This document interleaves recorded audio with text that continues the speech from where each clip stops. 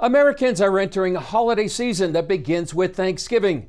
Many people around the world, and even many Americans, might not understand the roots of that first Thanksgiving Day. So what was it really like? Paul Strand traveled to Plymouth, Massachusetts to get the facts from the people who know them best. The Pilgrims' first days and first feast in America are shrouded in conjecture and folklore, like the most famous object associated with their landing at Plymouth, Massachusetts. Right inside that structure is the famous Plymouth Rock. Though many folks doubt there actually was a rock, and if there was, that it was exactly there. But we do know the Pilgrims started building a small village like this faithful recreation of Plymouth Plantation, even as the harsh winter of 1620 was killing half their number.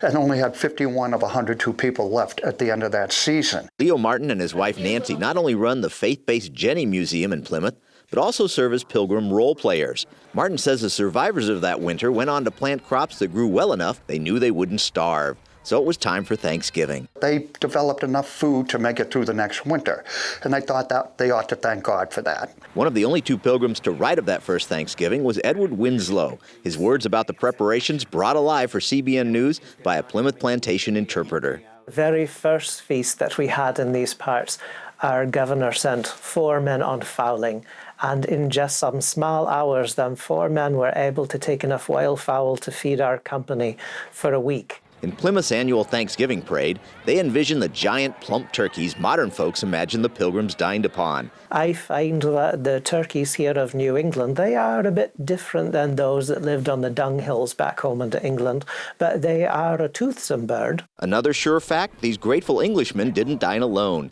because they knew they wouldn't have made it without the Indians. Not only did the Native Americans have to show them what could grow in this radically different soil, they had to teach these city dwellers from the old world how to hunt and how to fish in this new world. They felt that Massasoit, the chief of the Wampanoag Indians, was so instrumental in their survival that they should invite Massasoit and his immediate family to that celebration, and they did. While we were feasting and making of sports and exercising our arms, amongst us come the great Sachem Massasoit and about 90 of his men. Martin points out that could have wiped out all the Pilgrim supplies, but the chief and his braves brought plenty of food with them. Venison, turkey, fish, vegetables, and together they had enough food for a 3-day celebration where they honored one another and became better friends. Nora Messier, Plymouth Plantation's food expert. Most likely there was fish on the first Thanksgiving table, as we now refer to it, possibly lobsters. We know that when the natives arrived, they brought with them venison, something not many of us put on our Thanksgiving tables today. We believe that the things they're growing in their kitchen gardens in the 17th century are primarily things that had been brought over from England.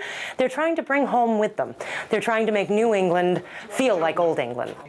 Which is maybe why a fellow like Winslow would have preferred something better than those skinny New England turkeys. In truth, my greatest delight is a goose, for I do love its great fatness. Alpha, Omega.